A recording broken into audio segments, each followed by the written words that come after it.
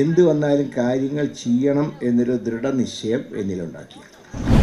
എന്നാൽ ആരോഗ്യവകുപ്പിൻ്റെ ചുമതല ഞാൻ ഏറ്റെടുത്തതിന് ശേഷം 24 മണിക്കൂർ പോലും ഹണിമൂൺ സാധിച്ചിട്ടില്ല. ഒരു സർക്കാരിനെ സംബന്ധിച്ച് ഇത്രയേറെ നമുക്ക് 50 ദിവസം മുന്നോട്ട് പോകാൻ കഴിഞ്ഞതിൽ ഈ ഡിപ്പാർട്ട്മെൻറ്റിലെ എല്ലാവരെയും ഞാൻ അഭിനന്ദിക്കുകയാണ്. ഉദ്യോഗസ്ഥ തലത്തിലാണെങ്കിൽ പ്രിൻസിപ്പൽ സെക്രട്ടറി മുതൽ താഴെത്തട്ടിലെ അവസാനത്തെ അറ്റൻഡർ വരെയുള്ളവരുടെ കൂട്ടായ്മ, 2 ഡോക്ടർമാർ മുതൽ തൂപ്പ് ജോലി ചെയ്യുന്നവർ വരെയുള്ള കൂട്ടായ്മ, ഇന്നലെ വരെ 2 ഘടകങ്ങളായി കണക്കാക്കിയിരുന്ന DMEയും DHSും ഒരേ പാതയിൽ സഞ്ചരിക്കുന്ന ഒരു സാഹചര്യം. ഇതെല്ലാമാണ് ഈ 50 ദിവസം കൊണ്ട് കുറേയൊക്കെ നമുക്ക് കാര്യങ്ങൾ നേടിയെടുക്കാൻ കഴിഞ്ഞത്. ഈ 50 ദിവസം നേരിട്ട പ്രയാസങ്ങൾ ചില്ലറയല്ല. ഞാൻ നിയമസഭയിൽ ഒരു കാര്യം പറയുണ്ടായി. സാധാരണ ഒരു വധൂവരന്മാർ വിവാഹം കഴിഞ്ഞാൽ 6 മാസം അവരെ ആരും ശല്യപ്പെടുത്താറില്ല, കാരണം അത് ഹണിമൂൺ പീരീഡാണ്. എന്നാൽ ആരോഗ്യവകുപ്പിൻ്റെ ചുമതല ഞാൻ ഏറ്റെടുത്തതിന് ശേഷം 24 മണിക്കൂർ പോലും ഹണിമൂൺ സാധിച്ചിട്ടില്ല. അന്ന് മുതൽക്കുള്ള വിമർശനങ്ങൾ, പക്ഷെ ആ വിമർശനങ്ങളാണ് എന്ത് വന്നാലും കാര്യങ്ങൾ ചെയ്യണം എന്നൊരു ദൃഢനിശ്ചയം എന്നിലുണ്ടാക്കിയത്. അപ്പോൾ അത് നടപ്പാക്കാൻ ഏതെല്ലാം മാർഗങ്ങൾ സ്വീകരിക്കണം, ആ മാർഗങ്ങളിലൂടെ മുന്നോട്ട് പോകാൻ കഴിയും. അതിൽ എന്നോട് സഹകരിച്ച എല്ലാവരും, നിങ്ങളെല്ലാവരും അതിൻ്റെ, ഞാൻ ഈ ക്രെഡിറ്റ് മന്ത്രിക്കല്ല, മന്ത്രിക്ക് വേണ്ടി പ്രവർത്തിച്ച, ഗവൺമെൻറ്റിന് വേണ്ടി പ്രവർത്തിച്ച ഉദ്യോഗസ്ഥരും സ്റ്റാഫൊക്കെയാണ് അതിൻ്റെ ഫുൾ ക്രെഡിറ്റ് ഞാൻ നിങ്ങൾക്ക് നൽകുക. ഇപ്പോൾ തന്നെ നമ്മുടെ ഒരു മുദ്രാവാക്യം ചികിത്സ രോഗിയുടെ അവകാശമാണ്, മരുന്ന് രോഗിയുടെ അവകാശമാണ്, കിടക്ക രോഗിയുടെ അവകാശമാണ്. ഈ 3 അവകാശങ്ങൾ ഒരു രോഗിക്ക് ലഭ്യമായിരിക്കണം. അതാണ് ഒരു സർക്കാർ ആശുപത്രിയുടെ ചുമതല എന്ന് പറയുന്നത്.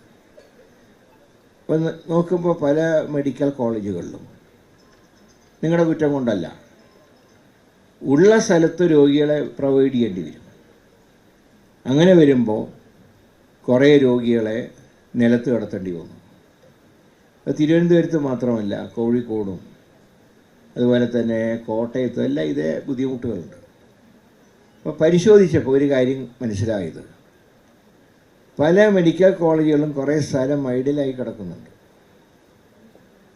ചില ആശുപത്രികളിൽ, സർക്കാർ ആശുപത്രികളിൽ രോഗികളുടെ എണ്ണം കുറവാണ്, ഡോക്ടർമാരുടെ എണ്ണം കൂടുതലാണ്.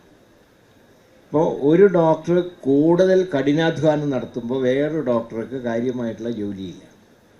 ഇതൊന്ന് ക്രമീകരിച്ചു കഴിഞ്ഞാൽ 2 ഡോക്ടർമാർക്കും ആവശ്യത്തിനുള്ള ജോലിയാകും, എന്നാൽ ആർക്കും ഒരു ഓവർ ബർഡൻ ഉണ്ടാവുന്നില്ല.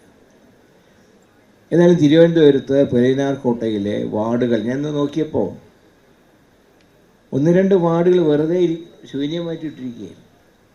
പക്ഷെ ഇന്ന് ഏതാണ്ട് 200ഓളം കിടക്കകൾ അവിടെ സജ്ജീകരിച്ചുകൊണ്ട് 100 രോഗികളെ ഇന്നലെ മുതൽ അങ്ങോട്ട് മാറ്റി പാർപ്പിച്ചു കഴിഞ്ഞു. അപ്പോൾ ഇനി തിരുവനന്തപുരത്ത് നമുക്ക് രോഗികളെ നിലത്ത് കടത്തേണ്ട അവസ്ഥയുണ്ടാവില്ല.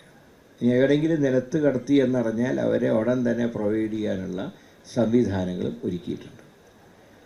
എന്നാൽ കോഴിക്കോടും കോട്ടയത്തൊക്കെ ഈ പ്രശ്നങ്ങളുണ്ട്. അതുകൊണ്ട് തന്നെ അവിടെ എന്താണ് ഇതിൻ്റെ പരിഹാരം?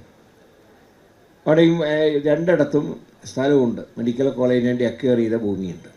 അവിടെ നമുക്ക് നല്ലൊരു കെട്ടിടം പണിത് അവിടെ രോഗികളെ താമസിപ്പിച്ചാൽ അതവർ കൺഗ്രാമടിക്കും. അതുപോലെ തന്നെ ഇവിടെ ചെയ്ത പോലെ DHSൻ്റെ കീഴിലുള്ള സ്ഥാപനങ്ങളിൽ ഒഴിഞ്ഞ വാർഡുകളുണ്ടെങ്കിൽ അത് മെഡിക്കൽ കോളേജിനായിട്ട് ഉപയോഗപ്പെടുത്താം. അതോടൊപ്പം നല്ല കെട്ടിടങ്ങൾ നമുക്ക് ആവശ്യമാണ്.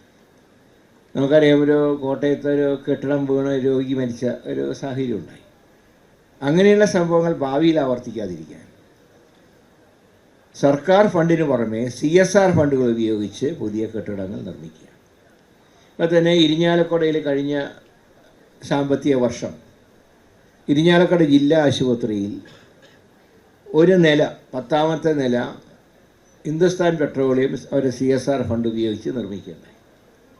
അപ്പോൾ ഒരുത്താണി ഞങ്ങളോട് പറഞ്ഞു, ഞങ്ങൾ കൂടുതൽ സഹായിക്കാൻ തയ്യാറാണ്, പക്ഷേ കേന്ദ്ര സർക്കാർ ചില നിബന്ധനകൾ ഏർപ്പെടുത്തിയിരിക്കുന്നു എന്ന് പറഞ്ഞപ്പോൾ ഞാനത് കേന്ദ്ര ആരോഗ്യമന്ത്രിയെ സംസാരിച്ചു. അദ്ദേഹം അത് അറിഞ്ഞിട്ടില്ല. അദ്ദേഹം അങ്ങനെ നിബന്ധനകളില്ല എന്നാണ് അദ്ദേഹം സൂചിപ്പിച്ചത്. അങ്ങനെയാണെങ്കിൽ അവരുടെയൊക്കെ CSR ഫണ്ട്, അവർ നല്ലൊരു എമൗണ്ട് CSR ഫണ്ട് നൽകാമെന്ന് പറഞ്ഞിരിക്കുകയാണ്. അപ്പോൾ ആ ഫണ്ടുകൾ ഉപയോഗിച്ച് നല്ല കെട്ടിടങ്ങൾ നമുക്ക് നിർമ്മിക്കാൻ കഴിയും.